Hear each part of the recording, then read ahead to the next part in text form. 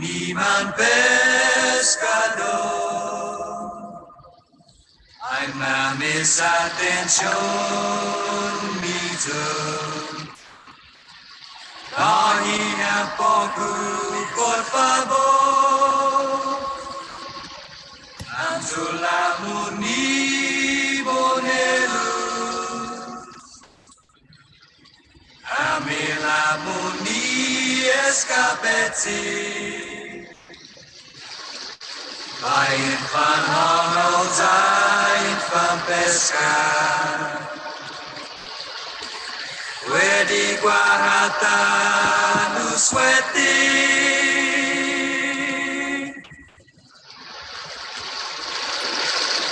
All right, half a day todos hamzigwena hujung. Welcome to another episode of the Fanachu podcast. Guai host Midzu Talo, si Michael Luhan Bavakwa. Today's topic is one that is very, very important, and I'm very glad that our guest, Shaylin Salas, is bringing more attention to it, because one of the things that always frustrates me is that on Guam, we all know we live on an island, but we in so many ways live in denial that we live on an island. Your average person on Guam imagines us to sort of be like a suburb of San Diego or something like that.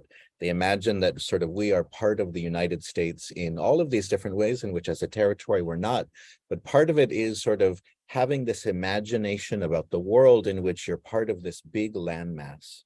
So therefore you don't have to be careful about your resources. You don't have to be careful about endangered species. Just bring in everything that you can and don't worry about the future.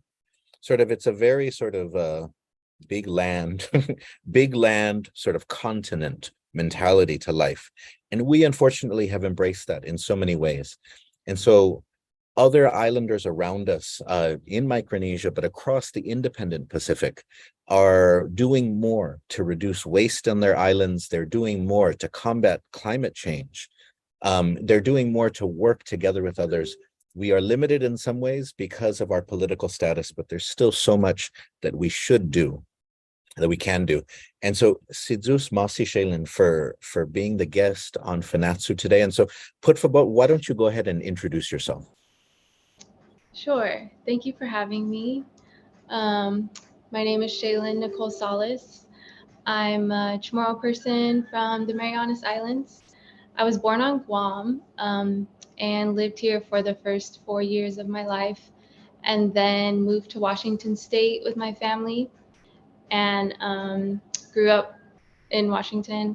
I did all my school there. I lived in Tacoma, Washington for most of my life, and then went to University of Washington in Seattle, and so lived in Seattle for a couple years, and after that worked in Washington after I graduated for 2 years. Then I decided to go to grad school, so I applied to go to a couple schools, but I ended up going to Antioch University, New England. So I went across the country to New Hampshire, which is in the northeast part of the United States, and studied environmental studies with a focus in advocacy.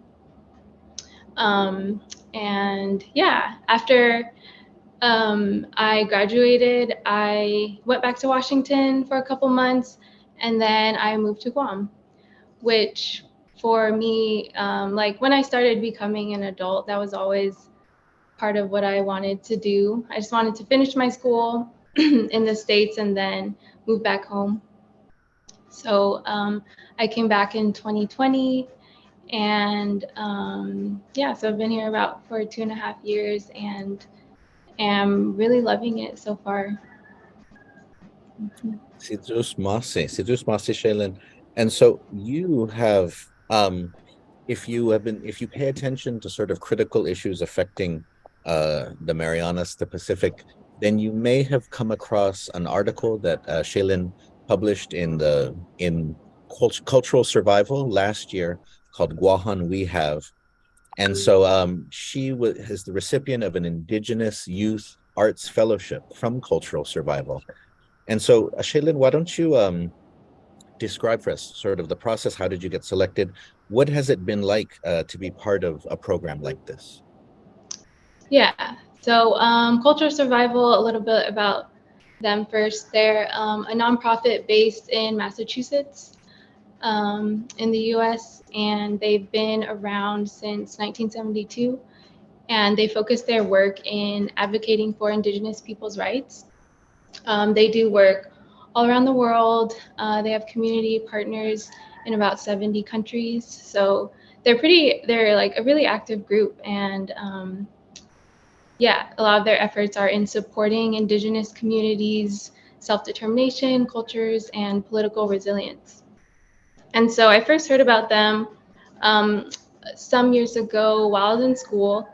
And I stumbled upon their like online articles because they have published a lot of writing, and I just really liked the stuff that they write about. You know, I was learning a lot from it, and really appreciated like the focus in Indigenous peoples.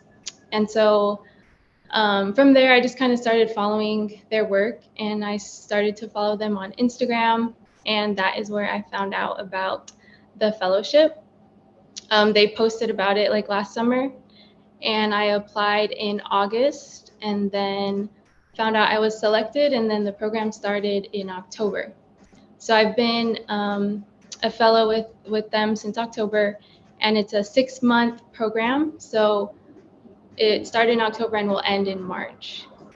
And yeah, so when you apply, sorry, if you hear the planes, I'm in Jigo, right next to Anderson, so. They are the sounds of freedom. Yes. Generations older than us may be familiar with the sounds of silence, but for people that live in Jigo, it's the sounds of freedom. Yeah, it's very loud sounds, very loud freedom. Yeah, so, oh yeah, so to apply, you had to write a project proposal because you will be doing a project for the duration of the program.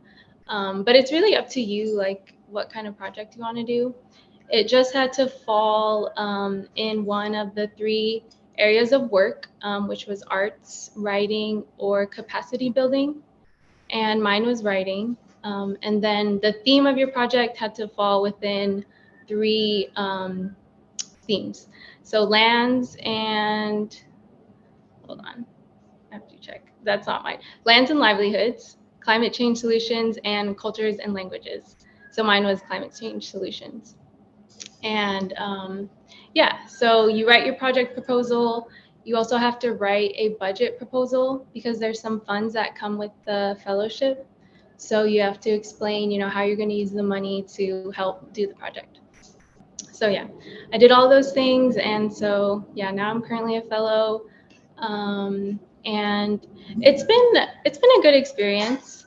Um, we don't something that kind of is I was expecting more of. Like I thought we would interact with the other fellows more, but we don't really. We just we had like a initial introduction meeting where we all were on Zoom, and so we got to see everybody's faces and hear about everyone's project, and that was really wonderful. So, and we also exchanged emails, so we do have everyone's contact, but that was kind of the extent of the organized networking between everybody. But other than that, it's been good. I like it's, you know, like forces me to like do my project basically. 6 months is not a long time, but you check in with your advisor, you know, monthly or more often if you need to. And yeah, it's been good. Something really refreshing and like kind of surprising about being in the fellowship is I found out that one of the other fellows is also a Chamorro person. So she's actually currently in Boston, Massachusetts, though she's going to school there and doing her project there. But it was really cool to see another Chamorro, you know, in the same program. Oh, wonderful, wonderful. Hadzinanya, what's her name? Jaina Meyer. Oh yes, okay. Hungarian. I remember. Okay. Oh, wonderful. I'm glad that both of you are part of that program. And so as part of this, you've mentioned sort of the piece that you wrote, Guahan means we have. And so I wanted you to talk a little bit more about that here. I'm going to put it on the screen here. And so tell us more about sort of this piece that you wrote for it. I mean, cultural survival it's an international publication. People read it, you know, around the world, especially those connected to indigenous communities. And so tell us more about the article itself and also the response that you got. Yeah, so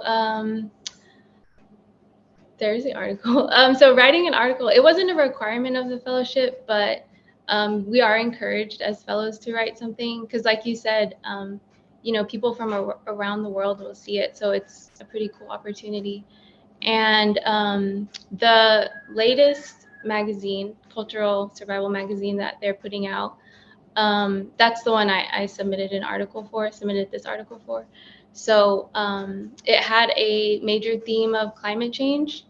And so my fellowship advisor, you know, asked me to write something because my theme is climate change. And so I was like, okay, yeah. It's not the print version, or the full magazine isn't out yet. I think it's going to be released this month. So I don't know about like the response of it, but I can talk about, you know, writing it and stuff. So the piece is about climate change in Guam. But if you read it, that's not so evident, I think, because I don't talk about it all that directly. And to me, it's not even the most compelling part of the article. But that was very intentional, you know, on my part. Um, and so just to explain that a little bit, you know, when I was sitting down and thinking about, okay, what am I going to write? What stories do I want to tell? What is the ultimate message that I want to get across? It kind of took me a long time to figure that out. I think I was thinking about the piece for like a week before I actually sat down and could write something. And that was because in the beginning, I could only think of what I didn't want the article to be about. You know, I didn't want it to just be about how climate change is impacting our islands. You know, I didn't want it to just be a list of, okay, you know, rising sea level, increasing temperature, um, decreasing access of fresh water. You know, I think it's just kind of given. You know, we're a small island archipelago in the Pacific. So of course we're really feeling the effects of the climate crisis.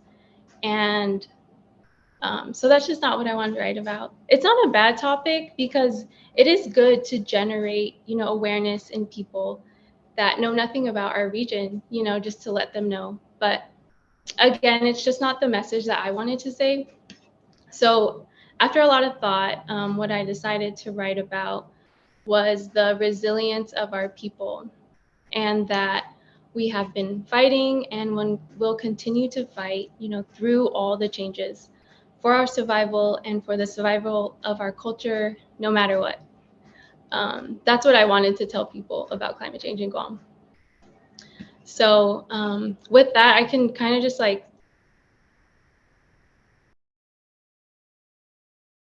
Yes. Oh, Dispensazo. I think I lost you for a second there. Hopefully, Shaylin will be back. We'll be back in a little bit. I think there's been an issue with her internet connection. But Hungan, so I pasted sort of the link to this cultural survival article on the live stream on the Fanachu podcast Facebook page. And so feel free to check it out. As Shaylin was mentioning, sort of a lot of it is, and this is something that's important. Oh, and again, there she is.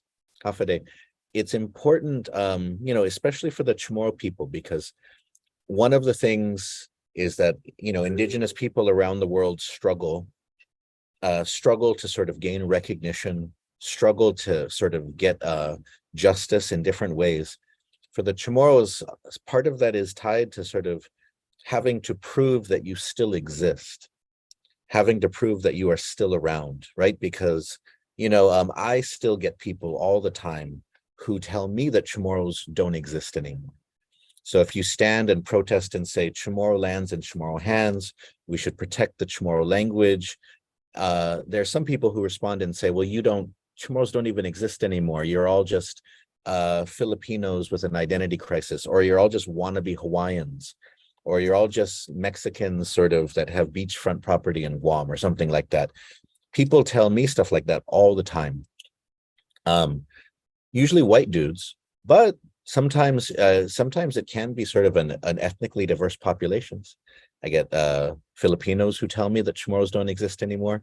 I get Japanese and Koreans who tell me Chamorros don't exist anymore. So it's at least heartening to know that the racism is generalized, that all peoples can express that. But so that's why I appreciate, Shaylin, what you're mentioning in terms of grounding the Chamorro survival, the persistence, right? And not sort of survival in the way that we often think about sort of survival that you're just barely holding on, but resiliency, right? That you get stronger through it. And so go ahead, and I'm glad to have you back. Go ahead and continue. Okay, thanks. Sorry, I accidentally closed out of it. Okay, so I'll just take you through like how it's written. I start out by describing the things immediately around me. And I was living in PD at the time, so it talks about PD. I talk about, what I see right outside my door, what's right in front of me, what's to my left, and then what's to my right. And I do that to orient the reader to what Guam sort of looks like, or at least like my experience of Guam, what it looks like for those that don't know, anything about the place. And then I introduce our island's name, Wahan, and that in Chamorro, that means we have. And I describe that, why she was named that. And it was for her great abundance. We have an exceptional lens aquifer filled with fresh water, a surrounding reef that protects our island from powerful ocean waves, materials to build homes, and vast arable farmland. So from there, I bring up that although she is named for her abundance, this abundance is under threat right now from systems like colonization, militarization, and climate change. And because I'm focusing on, our people's resilience, I didn't want to talk about the issues too much. I just kind of named them and then described them. And then I move on to like how we're fighting. And so I give one example there, and that was the Prutehila Texan organized protest at the EPA building a couple months ago. So we were there to sit in on an EPA board meeting, and urging the administrators to do whatever they could to make sure that the U.S. Air Force's permit to continue open burn, open detonation on our northern beaches was denied. And so most of us were outside the building, but some key members would go in and provide testimony during the meeting. And but yeah, we were all there together, chanting and making ourselves visible and standing in solidarity. And before I go on, I just want to give like a current events update on that part. So thanks to a bill introduced by Senator Sabina Paris, open burn, open detonation as a common waste disposal practice on Guam is now banned. So yay, that happened like I think at the end of the year, like the end of last December. So yeah, back to the article, I'm almost done. The end paragraph, the ending is about a conversation that I had with Sagan Kotudan Chamorro's president, Raf Ampinko. And Raf was telling me about the two local varieties of coconut trees on Guam, the Lakukwak and Kunyuhan. I hope I said that right. And he said that even after, throughout the decades, as people have brought in so many other varieties of coconut trees to Guam, it was only these local two varieties that proved their resilience through times of climatic changes and through the infestation of the rhino beetle. So after the other introduced varieties of coconut trees, succumb to disease, it was the 2 local varieties that like were left standing, basically. So I thought that was really powerful, and so I wanted to write about it, and that's how I end the article. You know, I conclude by saying that the indigenous people of Guam are like the 2 local varieties of coconut trees. You know, after all is said and done, after great political and climatic changes have been made and more are underway, it is the local people, you know, the indigenous people that know best how to survive on our islands and how to prevail, because it's us, you know, that are deeply connected and adapted to this ecosystem. So just like our native trees, we will be the last one standing. Mm. Oh, si Zeus Masiguf. Gef Pogo and now isinangan mo. It is such a beautiful sentiment. I really like the way you brought it back to the coconut tree. And so thank you so much for you know for sharing more about your article. What was the response sort of that you received? Because I think you know, I love the coconut tree as sort of an incredible metaphor for so much. And I love the way that you used it as a metaphor to talk about survival, right?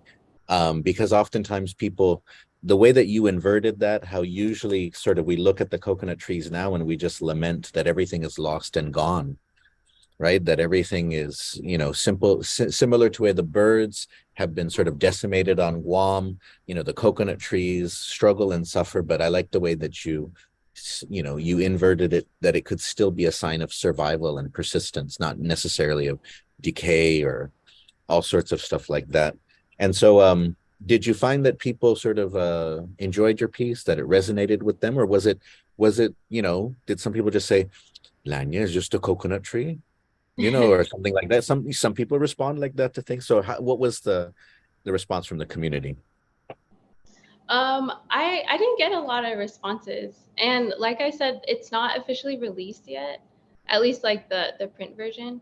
The responses that I did get though were from the culture survival like editorial team, and then from my fellowship advisor, and they really liked it. You know, right after I sent it to my advisor, she said how much she appreciated it, and she like sent it to the editorial team right away, and she said they also really liked it, and she told me that if I ever wanted to write articles for them, like they'd be happy to publish it.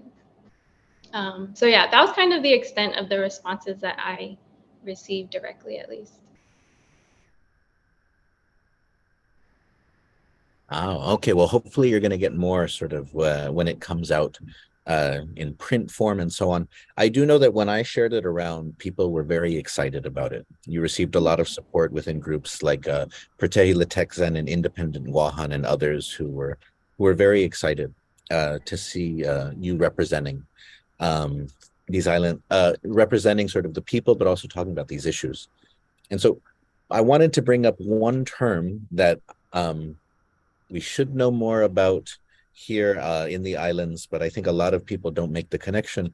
And you use the term climate justice, right? And so a lot of people, I think, you know, when they're considering what does justice mean, they're thinking about like law and order and are the are they going to get the bad guy in the end or something like that. But what does, for indigenous people talking about justice, it's often restorative justice. And so when you are saying climate justice, can you break that down for people who might be unfamiliar with it? Yeah.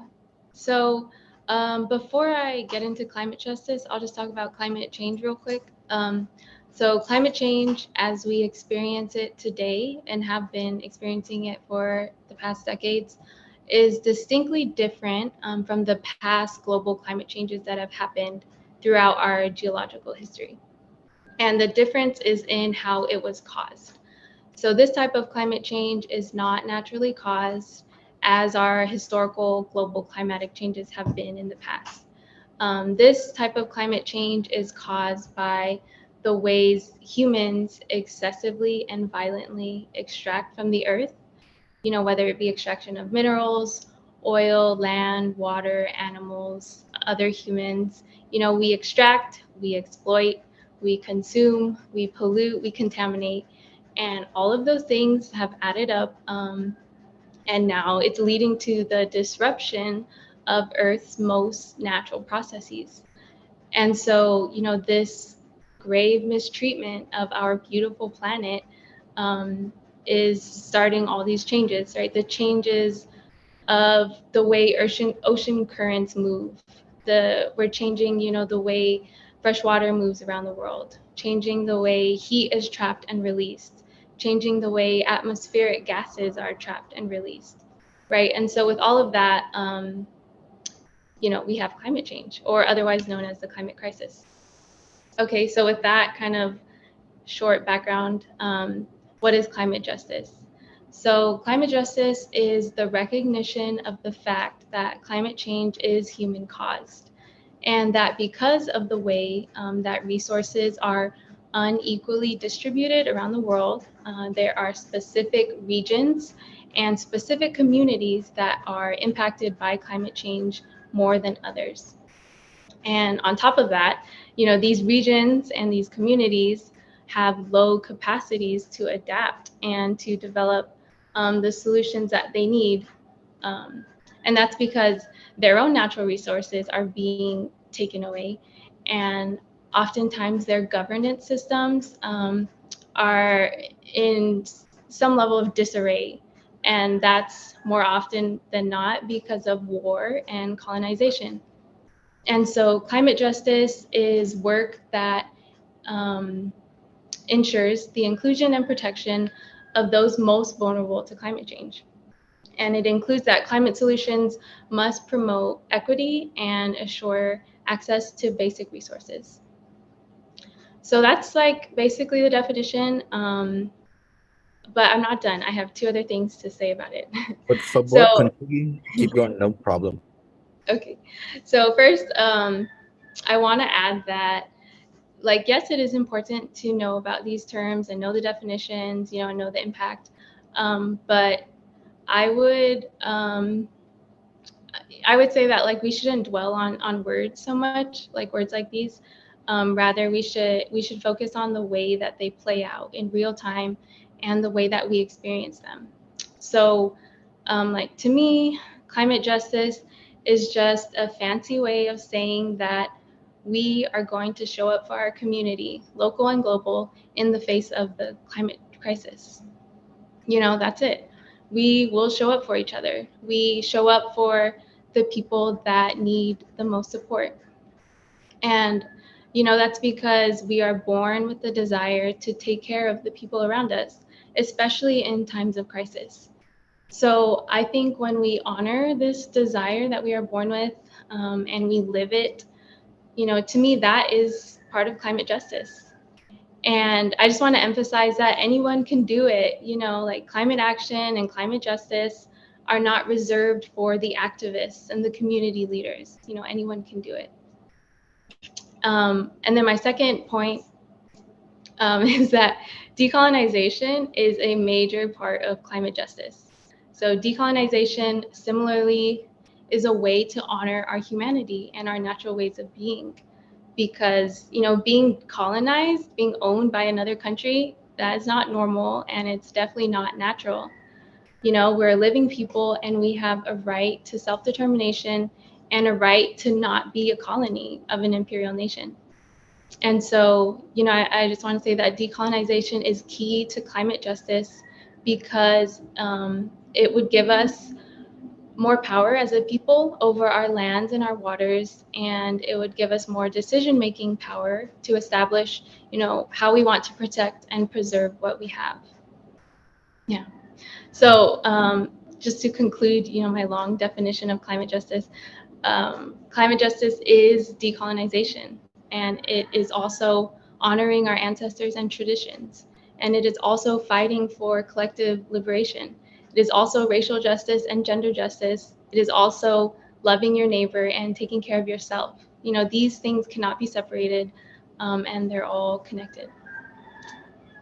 See, Mase, you just provided like a really nice, sort of concise definition for all these things. And so who agradecía now para Hamzo ni Umeiga, for those of you watching, put favor, if you have any questions for Shaylin, about her work, about some of these issues involved, let me know, especially because I know some of you watching don't believe climate change is real. I day, I look, wait. I mean, even it's very, very interesting because I've had conversations with people who live close to the land, they basically still sort of survive in many ways off of the ocean or the land.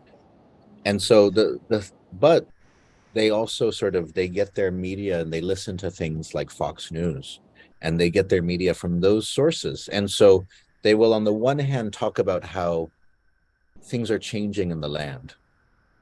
It's not the same as it used to be. You can feel differences in the land and in the air and the ocean, sort of that there's something wrong, or there's something different from the time when they were growing up. And that's the type of thing which then you can connect to this larger conversation, right? About climate change, changes, as you said, changes that have happened, man-made changes to the environment, to ecosystems, which then affect that, right? But then it's always frustrating because then they'll say, oh, but climate, they will believe what they feel based on their sort of grounded knowledge that something is wrong or something is different. But then they will just dismiss it as being climate change because the media that they consume tells them that climate change isn't real.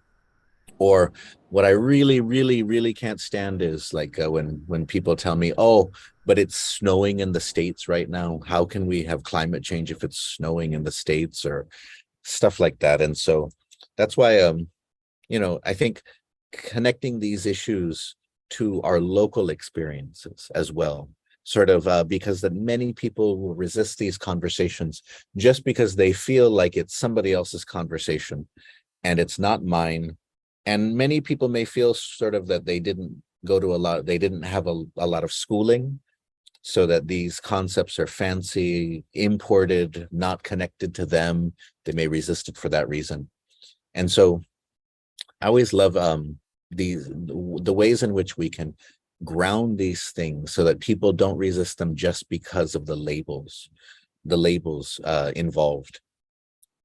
And so that actually brings me to something that you've been working on. I know that you've been working on a climate change response handbook. Mm-hmm. And so, por favor, tell us more about this. I'm excited to know more about it. Okay. Yeah, so this is the main project as part of the fellowship. So yeah, my project includes writing a climate change response guidebook for Guam, and also intending to publish it. So after I finish it in March, I'm going to submit it to UOG Press. Um, that's not the exact title. I don't know what the title is going to be, but that's what it is. It's a guidebook, and it has several parts. I talk about what is climate change, how does it impact our islands, what are its causes, what's needed to help us develop the adequate solutions. I talk about what other Pacific communities are doing in response to climate change. Um, there's reflections from folks that have been working in the community for a long time on this and related issues. And finally, which is the bulk of the guidebook, it includes what we can do as residents to prepare for, adapt to, or take action on 9 different climate change impacts that are specifically occurring in Guam. And I want to add that my voice isn't the only one in the book. I've interviewed about 13 people in the community and trying to do one more before I finish. And so all of these folks, they share ideas on what we should do, how we should approach certain impacts, and what we need to take into consideration about, climate change here. So I'm like the main writer, but it is really a group effort. Like I couldn't have done this by myself. So yeah, the goal with the book is to create a climate change resource for Guam that is accessible to the community and as user-friendly as possible. Because in my research of climate change solutions and resources for our islands, what I found most of the time Like these resources would come in the form of formal scientific papers, and like not a lot of people read that kind of stuff. Good. Yeah, like I'm a nerd, I like to read those, but to be fair, they're usually very dense and they're hard to understand. And these types of scientists, they talk in numbers, which is not that interesting. They don't talk in culture, in tradition, in community.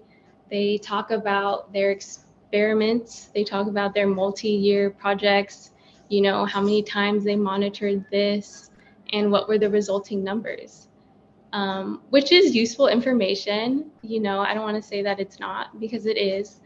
But what I am trying to say is that this type of information sharing is not accessible, especially for Pacific peoples. We're not really people of Western science. And okay, in addition to that, a lot of these climate solutions that I was finding in these scientific papers, a lot of them were directed to government planners and officials.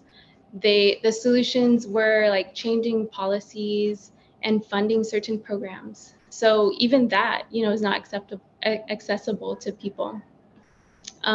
So to reiterate, my goal is to create a resource that is readable and relevant to the people, to the community, and to everyday folks. So I'm writing about the actions that anyone can do.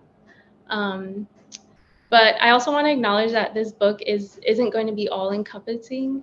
I can't go into detail on all the climate impacts and everything that can possibly be done. It was just a 6-month long project.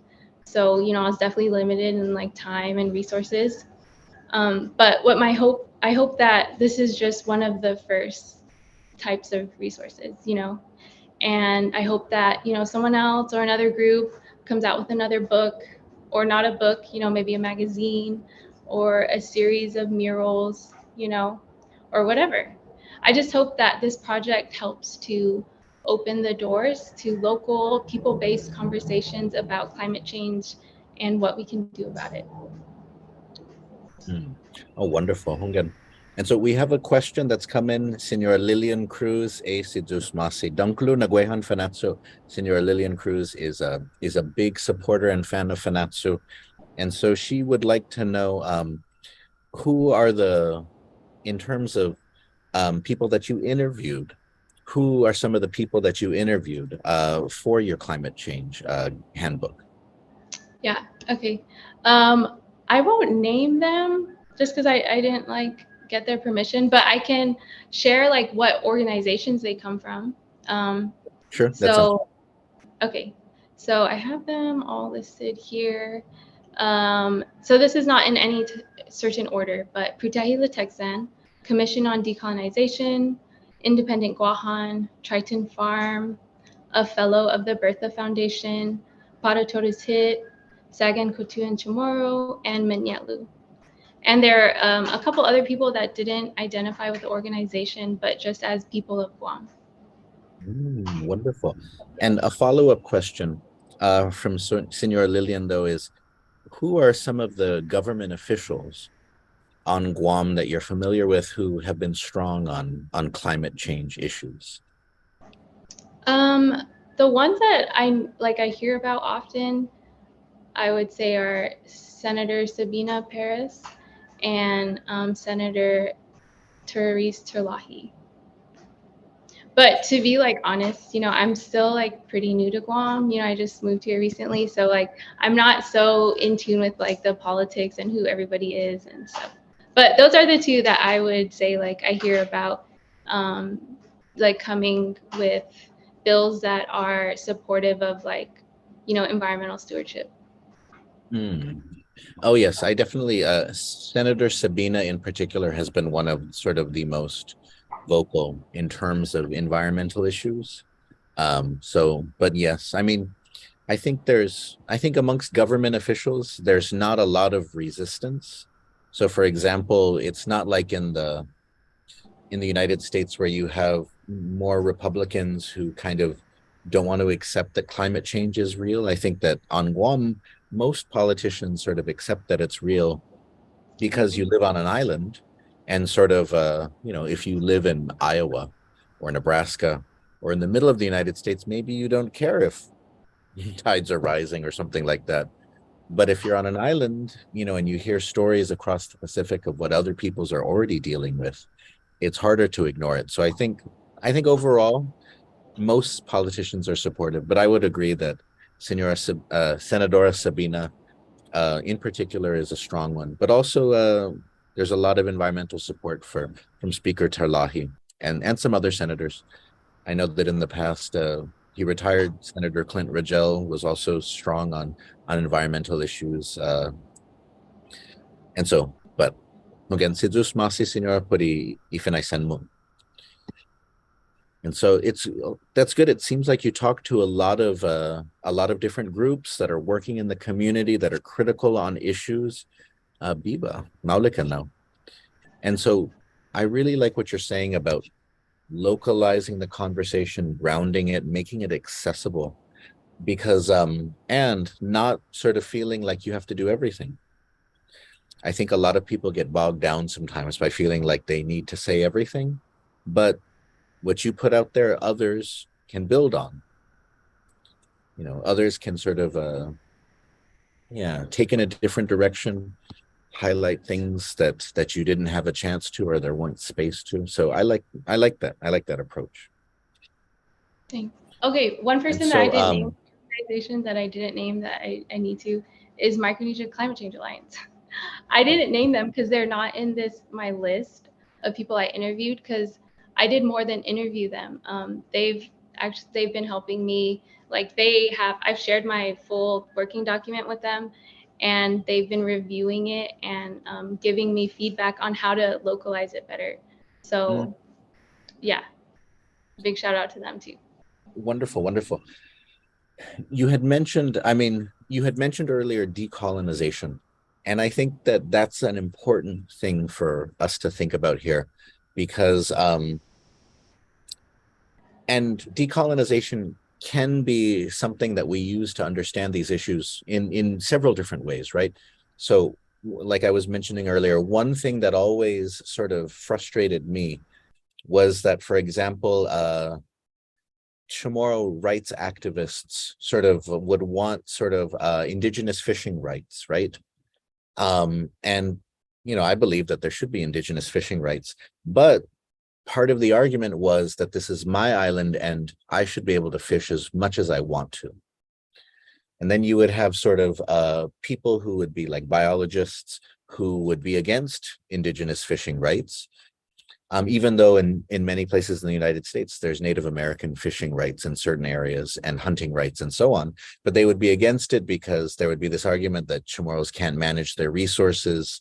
They can't take care of their island. And so it's like on these outsiders to take care of the island and the resources for them.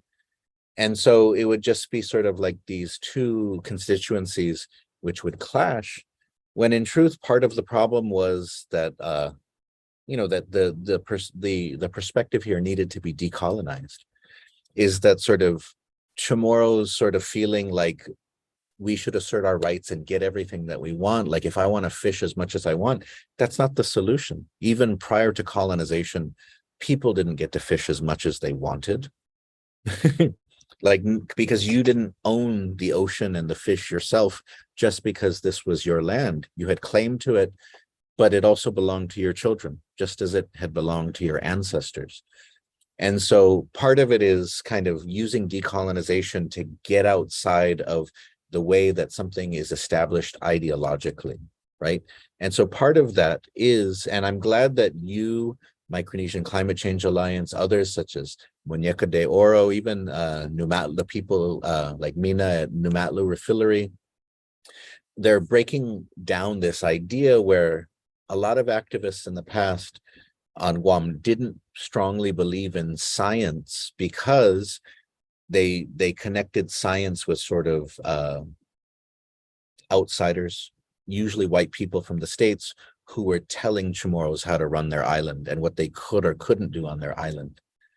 And sort of breaking that down and realizing that science and indigenous knowledge are not always opposed. They can sometimes be in conflict with each other. but that many things that Indigenous people have long held, science has come around to.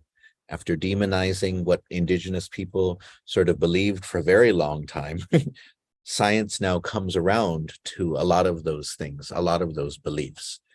And so I liked that you used sort of decolonization as a way of thinking about this. But I did want to ask you specifically, because when we had talked for your project, for example, I had shared with you the article that I sent you, which mentioned the responses of territorial governments versus independent governments to climate change. And so, and just for those watching and listening, you know, this was a study where they had compared independent Pacific countries and how they were responding to the climate change crisis versus territorial governments in places like the CNMI, Guam, and American Samoa, which are all sort of under the United States.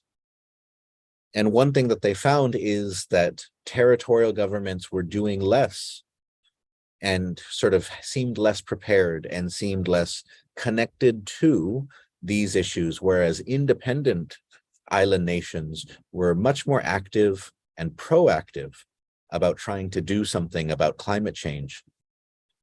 And so I wanted to hear your thoughts on that, because, you know, Guam is a territory. I opened this episode talking about how a lot of times we imagine ourselves to be something in relation to the United States that we're not. And so we imagine ourselves to be part of this big, massive entity. And therefore, we don't have to worry about our resources. Therefore, we don't have to worry about these things. And so I wanted to hear your thoughts sort of on those issues. Yeah, thank you. Yes, that was a great article, that you sent me. I have it opened actually over here. And okay, what is your question exactly? I actually had like a few different questions in there.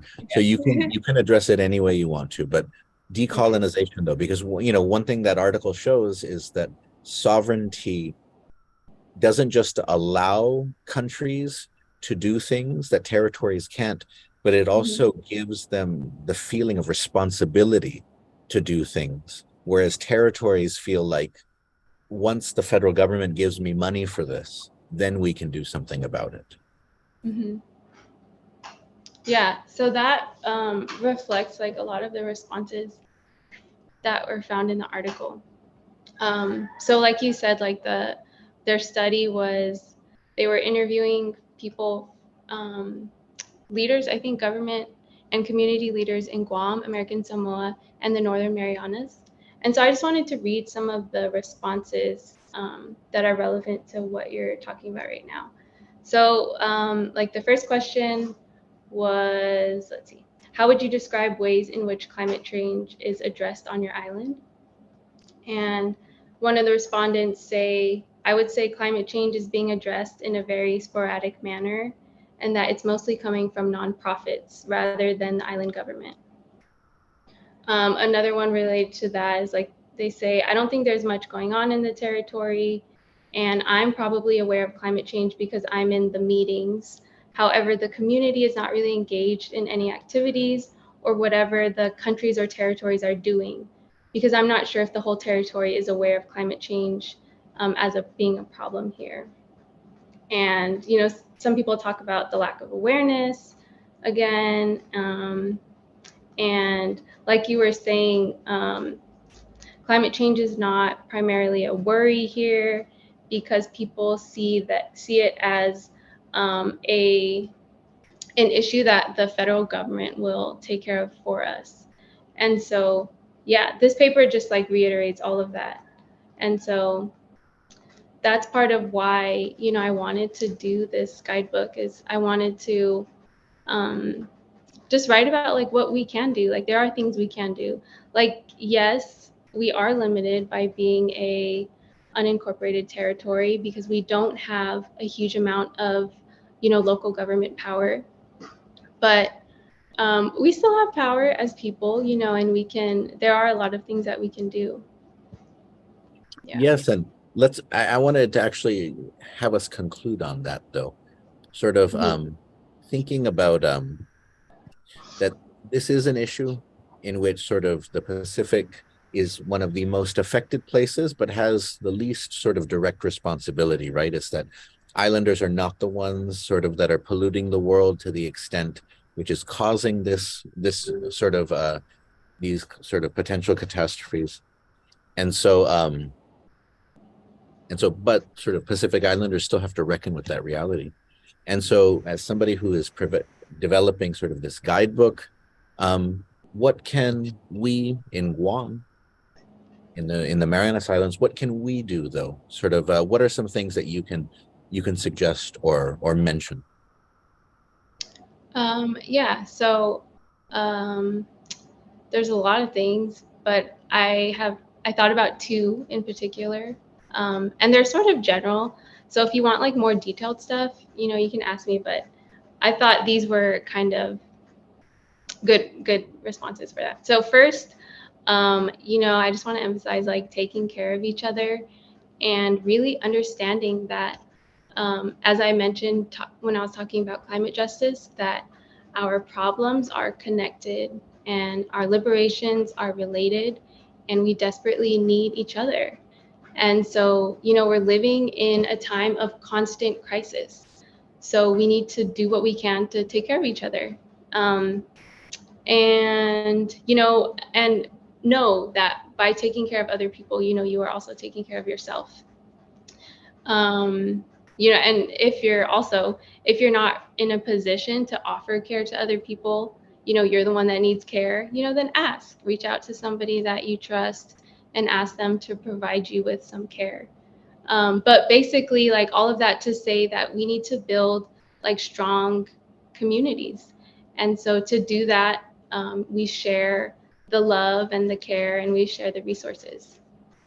So that's my first thing. And two, this one is more directly about climate change.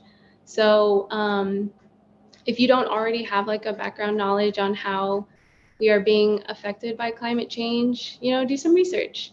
Or you can like reach out to me or reach out to MCCA and just learn more about what's going on in regard to climate change. And if you feel so compelled to like do more, I would say like choose the climate impact that breaks your heart the most, and then think about how our people can go about adapting or resolving that impact that you chose. And I say that because I think we do our best work when we are emotionally invested. So when you're so passionate about something, that's what's going to keep you engaged in the work. And building off of that, I would say don't do this kind of work in isolation. Two heads are better than one, three heads are better than two. Find a group, join a local community organization whose interests align with yours, and just do it. That's, yeah. No, Those are, like I said, those are very general, but like if you want more detailed stuff, like we can talk about that too. Oh, maybe you should go into just a little bit of detail of some stuff, because I think for me this is always so funny, because like a lot of times people think about these environmental issues in the most cosmetic of ways.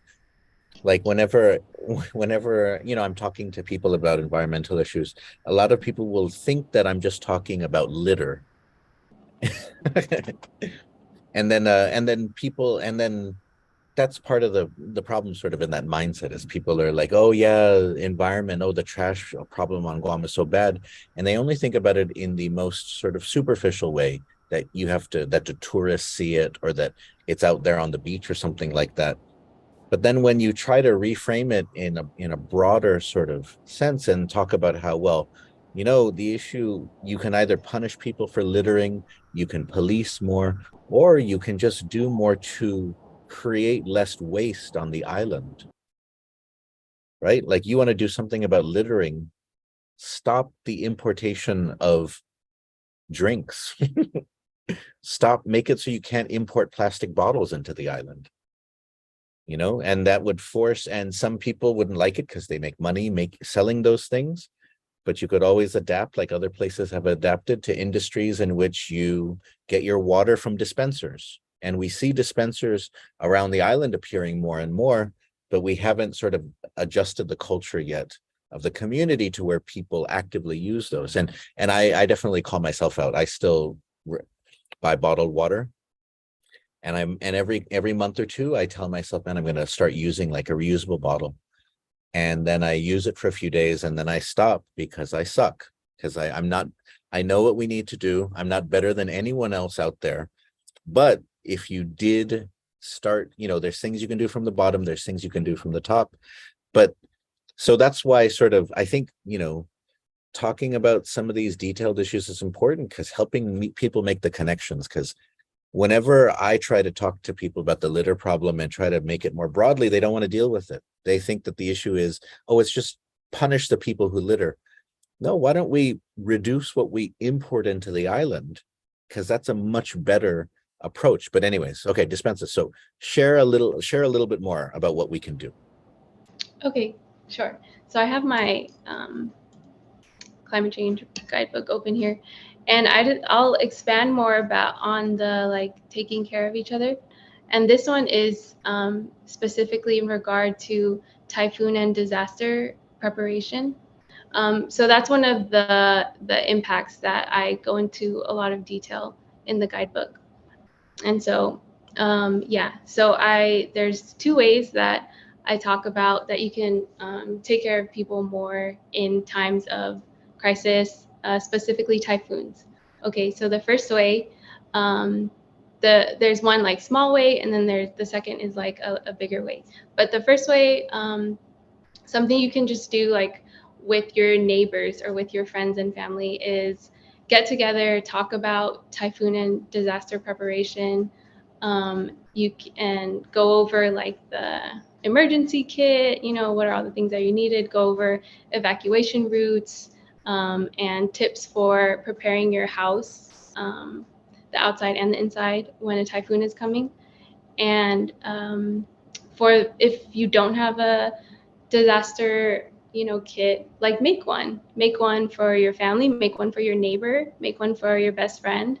And that's one real way that we can take care of each other around like typhoons. And the second way, which is take a bit more effort, but I found it in my research and I thought it was really cool, but is creating a resilience hub. And so a resilience hub is a gathering space that facilitates resource distribution, information exchange, and community care in the time of disasters. And so, I just talk about like what a resilience hub is and the role it can play in our community. And so you can start a resilience hub. They can kind of be anywhere. It just needs to be accessible to the community. So I was thinking like mayor's offices could, like, if they have an extra room, can be a good place for a resilience hub, or schools or churches, places where people can easily get to. And there's a lot of ways to like design your hub, but basically you want to like have disaster supply kits, or you want to have like all the information about how to prepare for typhoons, and also like what to do during a typhoon and after, how to reach out get services for like rebuilding your home or, your neighborhood and things like that. So those are two examples. Sidus Masi. Thank you so much, Shaylin, for joining, for talking about this critical issue, and sort of also for sort of what you're producing in terms of the response guidebook. I look forward to seeing it. I wanted to give you one last chance if you have any final thoughts, or if you wanted to share any links or any sort of resources with people that they can check out. Por favor. I'm okay. I feel like I talked so much. I just want to say thank you. Thank you to you and Fanachu and Independent Guahan, and to all the viewers. Thanks for watching and listening. And I don't have any resources per se to share. I mean, if you want to learn more about the climate change impacts on Guam, one resource that was really helpful to me in writing the guidebook is the PIRCA Climate Change Guam Report, PIRCA, PIRCA. And so if you just if you Google PIRCA Climate Change Guam, it should come up, and it's a extensive report on like how climate change is impacting us and things that we can do about it. Yeah, that resource is kind of general too. Doesn't go into like great detail, but just to like learn the basics and the background information, I would say it's very useful. So that's one. Or like reach out to me. I'm so open to like talking to people about this. We can email, we can meet in person, just whatever. Because, we really have to do this together. So let me know. Yeah, and that's all. Masi. Oh, and we just had a comment come in from Muñeca de Oro from Micronesian Climate Change Alliance, and she says, Biba Shaylin, so grateful for your efforts. Aw, Caesar's Masi Muñeca. Si Zeus Masi Shaylin, puri igaigwet mo na gwinigi esti na episode. Za si Zeus Masi no hamzu todos ni umega pod umee kung esti na podcast esti i finakpo, i finatsun pago. Adios, este ki manali hitalo. Adios.